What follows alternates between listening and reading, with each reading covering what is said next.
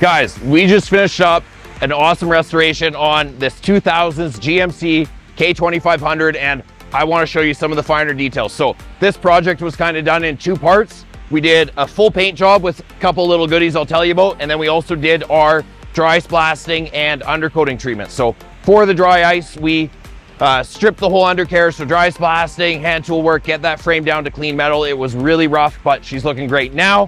Treated it, coated it, I should say, in our epoxy primer, and then did the top coat with our ceramic undercoating. So you guys have heard us talk a lot about the Apollo ceramic undercoating. That's kind of what we call the whole service, but the actual product that we're putting on there is EcoClear by Aegis, or EcoClear Aegis by IGL.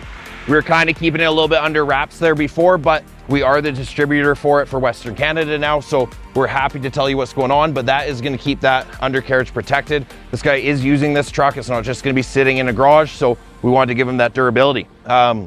Moving on to the paint, this was a really cool one for us. We kind of did a combo. So you see us do a lot of smooth body liner jobs. You see us do some full paint jobs. This one, we did both actually. So on all the high impact areas, I'm talking, you know, front of the vehicle, so hood strip, fenders, fender flares, all the way down the rockers, you name it.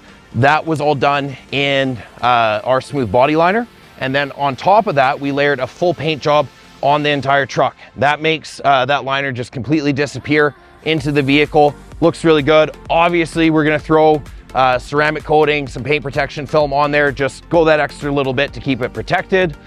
Tinted the windows, threw on some new parts. So we've got like the new style mirrors, got those all wired up, signals adjustments all work. We got the Bilstein shocks in there. Did a couple other things with some textured liners, skid plates, tow hooks, you name it, but end of the day, this truck is clean, ready to go, and protected for the long haul. So thanks for checking it out. Let me know what you think in the comments.